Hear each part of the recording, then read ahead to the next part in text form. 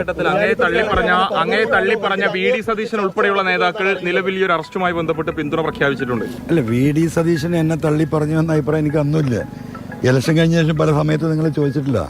അദ്ദേഹം പത്രക്കാർ ചോദിച്ച ചോദ്യത്തിന് അദ്ദേഹം നൽകിയ ഒരു മറുപടിയിൽ എപ്പോഴും അദ്ദേഹം എന്നെ അന്നും തള്ളി പറഞ്ഞിട്ടില്ല, ഇന്നും തള്ളി പറഞ്ഞിട്ടില്ല. നാളെ ഞങ്ങൾ കാണേണ്ടവരാണ്, ഒരു പക്ഷേ ഒരുമിച്ച് നീങ്ങേണ്ടവരാണ്. അത് അദ്ദേഹത്തിനും അറിയാം, എനിക്കും അറിയാം. അതുകൊണ്ട് ആ ഒരു ചോദ്യത്തിലൊന്നും ഒരു അർത്ഥമില്ല. ഇവിടെ പിണറായി സത്തെ താഴെ ഇറക്കുക എന്ന ഒറ്റ മുദ്രാവാക്യമേ PV അൻവറിനെ സംബന്ധിച്ചേ ഉള്ളൂ. ആ മുദ്രാവാക്യത്തിന് ആരോടൊപ്പം UDF-ൽ എങ്ങനെ ചേർന്ന് നിന്ന് മുന്നോട്ട് പോകണം, അങ്ങനെ ചേർന്ന് നിന്ന് മുന്നോട്ട് പോകും.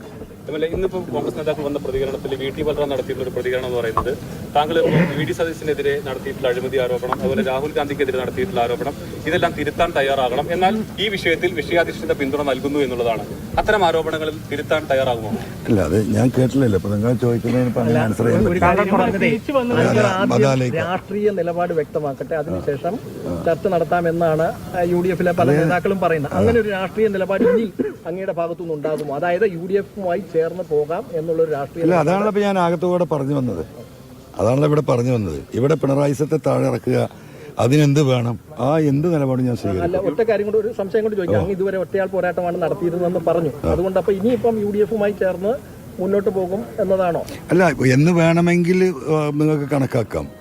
എന്തായാലും പിണറായി സത്തെ തകർക്കാൻ ഇവിടെ ഇപ്പോൾ മുൻഗണനയിലുള്ള ഇവിടുത്തെ പ്രതിപക്ഷം ഇവിടുത്തെ UDF-ആണല്ലോ. അവരോടുമായി സഹകരിച്ച് എന്റെ ശക്തി കൂടി അതിന് പകരുന്ന നിലപാടായിരിക്കും.